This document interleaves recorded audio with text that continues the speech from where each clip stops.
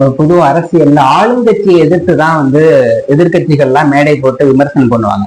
ஆனா திரு சுபவீர பாண்டியன் அவர்கள் மாதிரி ஆட்கள் ஆட்சி அதிகாரத்துக்கே வராத சீமான் அவர்களை எதிர்க்கிறதுக்கு விமர்சனம் பண்றதுக்குன்னே மேடை போட்டு பண்றாங்க. அதெல்லாம் நீங்க எப்படி பாக்குறீங்க? நீங்க சுபவீர பாண்டியன் ஐயா எல்லாம் எப்படின்னு கேட்டீங்கன்னா, அவங்க திமுகவுக்கு அல்லக்கை வேலை பார்க்கறாங்க. ஒட்டுணையா அவங்களுடைய வேலையை பார்க்கறாங்க. அதாவது அவங்களுக்கு பெரியாரியம் திராவிடம் இதை வச்சு கொளுத்துட்டாங்க.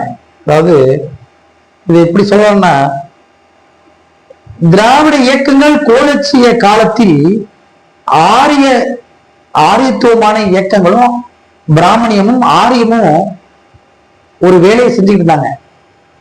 அதுக்கு திராவிட இயக்கத்துக்காரங்க இவர்கள் மக்களை சுரண்டி பொழைத்து கொளுத்து பிராமணர்களும் ஆரிய சிந்தனையாளர்களும் பார்ப்பனிய சிந்தனை உள்ளவர்களும் இந்த மக்களை சுரண்டி அவர்கள் மீது தோளின் மீது அவர்களுடைய முதுகின் மீது சவாரி செய்கிற ஒரு வேலையை செஞ்சு ரொம்ப லக்ஸரியா, அதாவது ரொம்ப மகிழ்ச்சியா மக்களை சுரண்டி கொளித்து வாழ்ந்து கொண்டிருக்கிறார்கள் ஒரு குற்றச்சாட்டை திராவிடம் ஆரியத்தின் மீது வச்சதில்ல.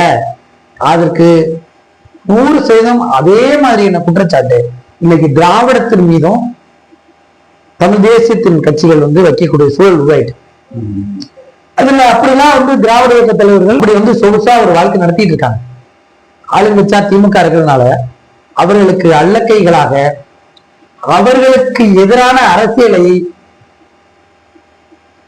தான் தன்னுடைய பங்களிப்பாக அவர் எதிர்க்கிற போன்று ஒரு நாடகம் ஆடி எதிர்த்து கொண்டு நான் தமிழ் தேசிய அரசியலை மட்டப்படுத்த வேண்டும், மலினப்படுத்த வேண்டும் என்கிற ஒரு சின்ன எண்ணத்தினால, ஒரு கேவலமான சிந்தனையில இந்த மண்ணுக்கும் மக்களுக்கும் இந்த மொழிக்கும் மிகப்பெரிய துரோகத்தை சுபவீர பாண்டியன் போன்ற ஐயா எல்லாம் செய்யறாங்க. எடுபடலை. அவரெல்லாம் அரசியல்ல, தமிழ்நாடு அரசியல ஒரு பங்கு என்ன ஒண்ணும் கிடையாது.